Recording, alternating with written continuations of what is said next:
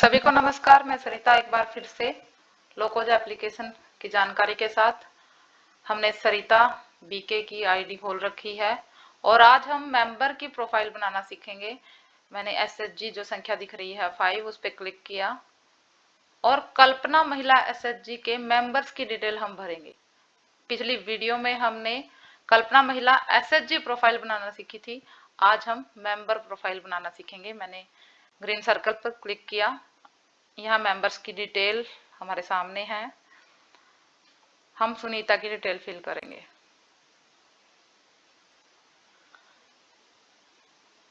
आपको ध्यान रखना है कि अभी हम टेस्ट वर्जन पे काम कर रहे हैं। जब ओरिजिनल डेटा लोकोज एप्लीकेशन में आप डालेंगे तो मेंबर के आधार और बैंक पासबुक से, ओरिजिनल आधार बैंक पासबुक से आपको डेटा डालना है।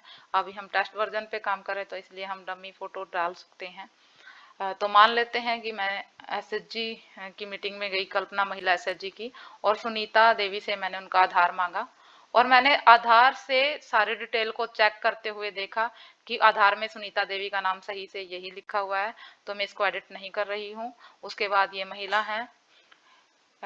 इस member date of birth available, क्या आपके पास मेंबर की डेट ऑफ बर्थ उपलब्ध है?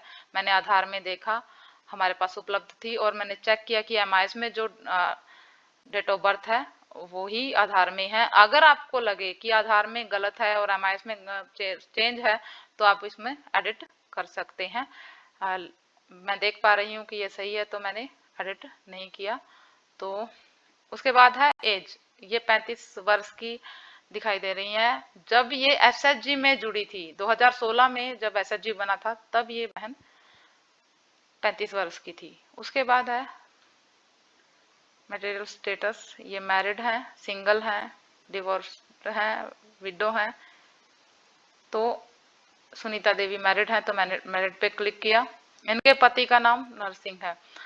अगर आपको लगता है कि आधार में इनका पति का नाम नरसिंह नहीं है और कुछ है तो आप एडिट कर सकते हो।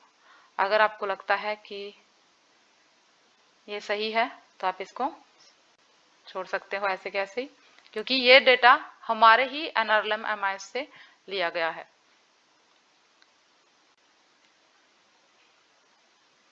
लोकल में अगर आप इनके पति का नाम लिखना चाहें तो लिख सकते हैं, नहीं तो आप इसको छोड़ सकते हैं क्योंकि यहाँ स्टार नहीं लगा हुआ है। जो नर्सिंग है इनसे इनका क्या संबंध है? ये इनके पिता है, माता है या स्पाउस है? तो ये स्पाउस है तो हमने पहले से ही ऑलरेडी क्लिक है, तो हमें स्पाउस पे ही क्लिक करना है। इस member head of the family, क्या यह सदस्य परिवार की मुखिया है? आपको ये महिला से ही पूछना है कि क्या आप परिवार की मुखिया हैं। अगर वो हाँ कहती हैं तो आप यस पे क्लिक कर दोगे, अगर वो ना कह रही हैं तो नो रहने देंगे। उसके बाद है डिसेबिलिटी, वो दिव्यांग, नो डिसेबिलिटी, कोई दिव्यांग नहीं है। सेल्फ, वो स्वयं है। और डिसेबल फैमिली मेंबर, या फिर उनके परिवार का कोई सदस्य है। मैंने सुनीता से पूछा कि कोई ऐसी कंडीशन तो नहीं है, तो उन्होंने बताया कि हमारे सभी परिवार के सदस्य ठीक ठाक से हैं, तो मैंने नो डिसेबिलिटी पे क्लिक कर दिया। उसके बाद है ये सदस्य हैं, डेजिग्नेशन, सोशल कैटेगरी एससी है, हिंदू धर्म से हैं, इन्होंने बताया और मैंने हिंदू पे ही क्लिक किया। उसके बाद हाईएस्ट एजुकेशन लेवल, इनकी शिक्षा क्या है हमने पूछना है, और इन्होंने मेरे को बताया कि मैं 8वीं तक पढ़ी हूँ, तो मैंने 8वीं सिलेक्ट किया। उसके बाद है इंश्योरेंस, यहाँ इंश्योरेंस की सिर्फ यस और नो में डिटेल मांगी जा रही है। अगर हमने मेंबर से पूछा कि क्या आपने इंश्योरेंस करवा रखा है, जैसे जीवन ज्योति बीमा योजना है, सुरक्षा बीमा योजना है, आपने करवा रखी है, तो महिला ने कहा यस, तो हम यहाँ यस पे क्लिक कर देंगे। अभी हमें सिर्फ यहाँ यस पे क्लिक करना है। अगर हम यहाँ यस पे क्लिक करते हैं तो आगे की डिटेल प्रोफाइल भरने के लिए तो बीमे का ऑप्शन हमारे सामने ओपन होगा, वो मैं आपको दिखा दूंगी। उसके बाद है प्राइमरी लाइवलीहुड, सदस्य से हमने पूछना है कि क्या परिवार की प्राथमिक आजीविका क्या है। वो खेती बाड़ी से जुड़ी हैं, वो डेली वेज मनरेगा का काम करती हैं, अदर डेली वेज पे काम करती हैं, तो आपको चुनना है। तो मैंने महिला से बात की और उन्होंने मेरे को बताया कि मैं नरेगा में काम करती हूँ, तो मैंने सेलेक्ट किया। सेकेंडरी लाइवलीहुड, हो सकता है एक परिवार में 2 आजीविका है, वो मनरेगा में भी काम करती हैं और उन्होंने पशुपालन का भी काम साथ में कर रखा है, उन्होंने गाय पाल रखी है, तो हम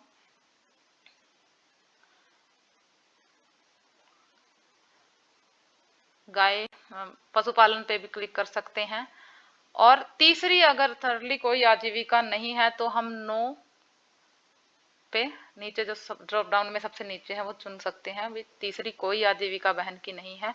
उसके बाद है मेंबर इमेज, हमें यहाँ सदस्य की फोटो लेनी है। जब हम बैठक में बैठेंगे, डेटा अपलोड कर रहे होंगे, तो जिस बहन का हम डेटा अपलोड कर रहे हैं तो उसकी बहन की हमने फोटो लेनी है।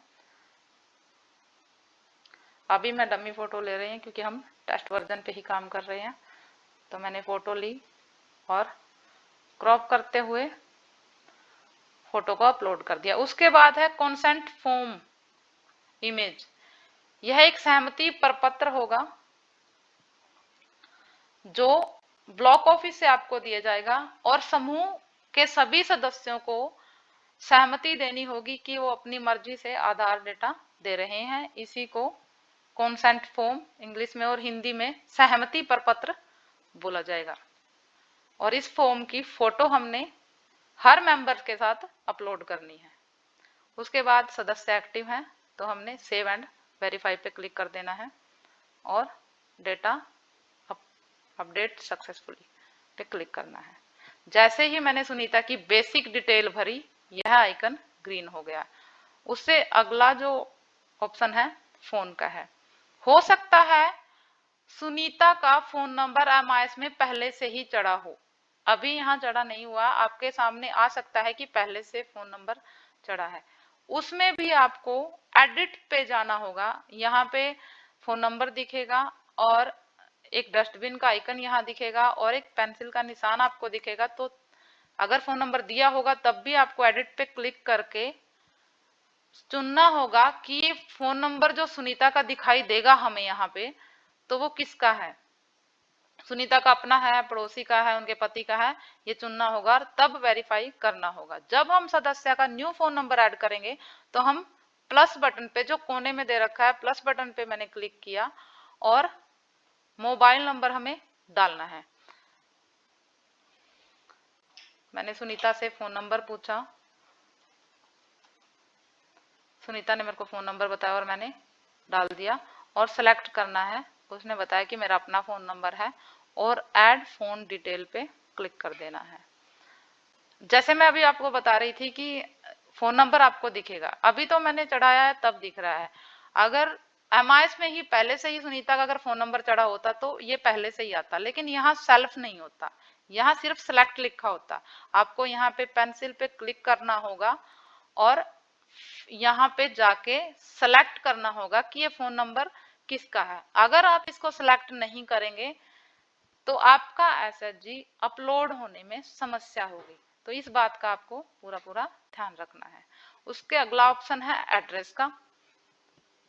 एड्रेस फिल करने के लिए हमें प्लस बटन पे क्लिक करना है।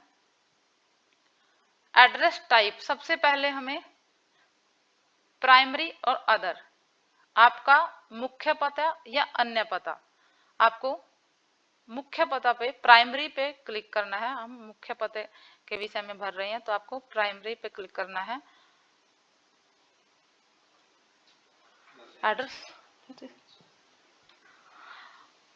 एड्रेस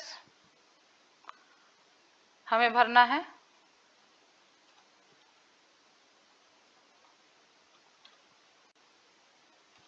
मैंने एड्रेस भरा,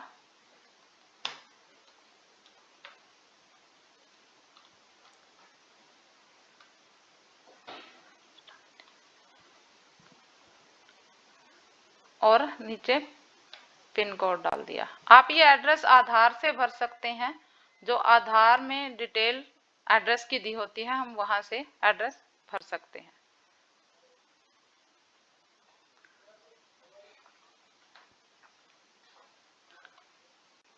उसके बाद है बैंक डिटेल। जब हम सदस्यों की डिटेल भरेंगे तो पहले से ही जो एमआईएस में उनका बैंक अपलोड किया गया है वो हमारे पास बैंक डिटेल दिखेगी। आपको क्या करना है, इसको बैंक पासबुक से वेरीफाई करना है और बैंक पासबुक की फोटो अपलोड करनी है। आप एडिट पे जाएंगे, एडिट पे जाके आपको पासबुक से मैच करना है कि क्या नाम, आईएफएससी कोड, बैंक ब्रांच सब कुछ सही से है या नहीं। एक चीज का आपको ध्यान रखना है, आपको बहन से पूछना है कि क्या सेविंग अकाउंट है या जनधन अकाउंट है। अगर आपका, दीदी ने बताया कि जनधन अकाउंट है तो हम जनधन पे क्लिक कर देंगे, अगर सेविंग अकाउंट है तो हम सेविंग पे क्लिक कर देंगे। इस चीज की जानकारी आपको लेनी है। उसके बाद अकाउंट नंबर पहले से फिल है, हमें मैच करना है बैंक पासबुक से और फर्स्ट पेज की फोटो अपलोड करनी है। मैंने बैंक पासबुक ली और फोटो अपलोड,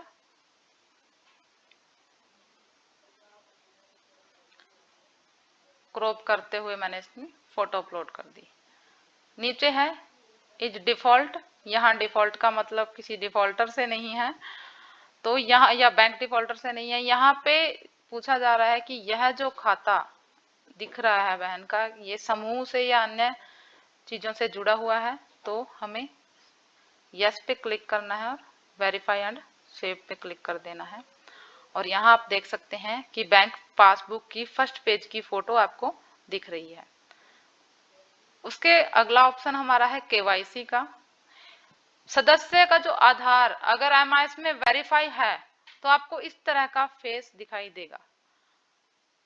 आपको यहाँ एडिट पे जाना है, यहाँ आप आधार सेलेक्ट है और यहाँ आप केवाईसी आईडी नंबर पे एडिट नहीं कर सकते क्योंकि ये वेरीफाई हो चुका है सुनीता बहन का एमआईएस में आधार नंबर। आपको क्या करना है, आधार की फ्रंट पेज की फोटो, सामने की फोटो और आधार के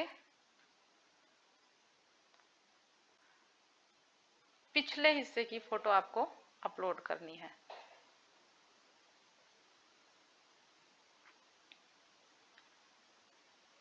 और क्रॉप करते हुए फोटो ले लेनी है।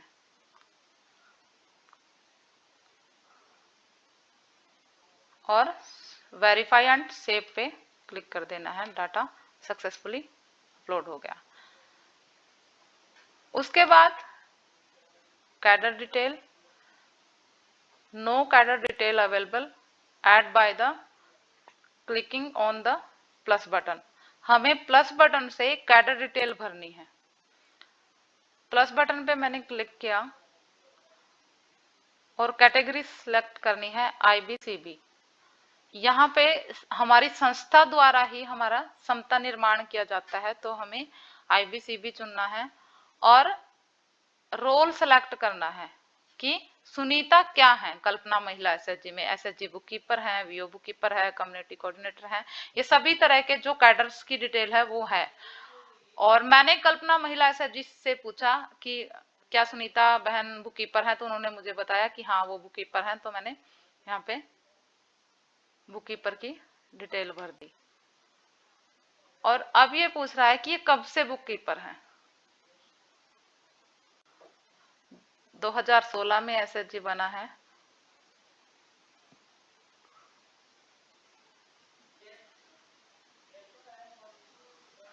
और दीदी ने बताया कि मैं दिसंबर 2016 से बुक कीपर का काम कर रही हूँ। मैंने कोई तारीख चुनी और ओके पे क्लिक किया। 4/12/2016 से सुनीता बुक कीपर है। उसके बाद लिविंग डेट, इन्होंने मुझे बताया कि मैंने छोड़ा नहीं, मैं अभी भी बुक कीपर हूँ, तो मैं लिविंग डेट को छोड़ दूंगी और सेव पे क्लिक कर दूंगी।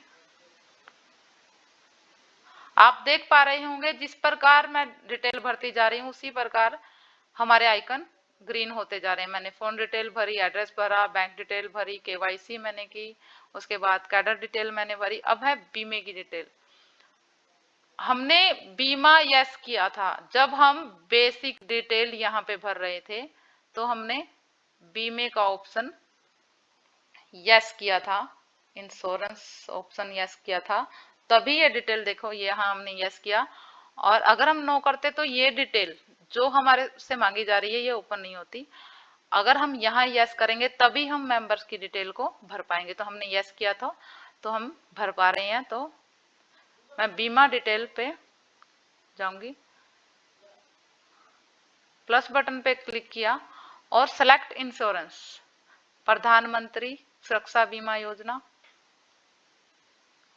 प्रधानमंत्री जीवन ज्योति बीमा योजना मैंने पहला सिलेक्ट किया। मैंने पूछा सुनीता से और उन्होंने मेरे को बताया कि मैंने प्रधानमंत्री सुरक्षा बीमा योजना ले रखी है और ये कब तक वैलिड है, 31 मई 2023 तक अब हमारे बीमे वैलिड है, क्योंकि 31 मई 2022 को हमारी किस्तें कट चुकी हैं।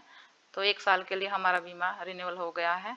तो हम ओके पे क्लिक करेंगे और 31/5/2023 तक हमारा सुरक्षा बीमा योजना डिटेल मैंने फिल कर दी और डेटा सक्सेसफुली अपलोड हो गया।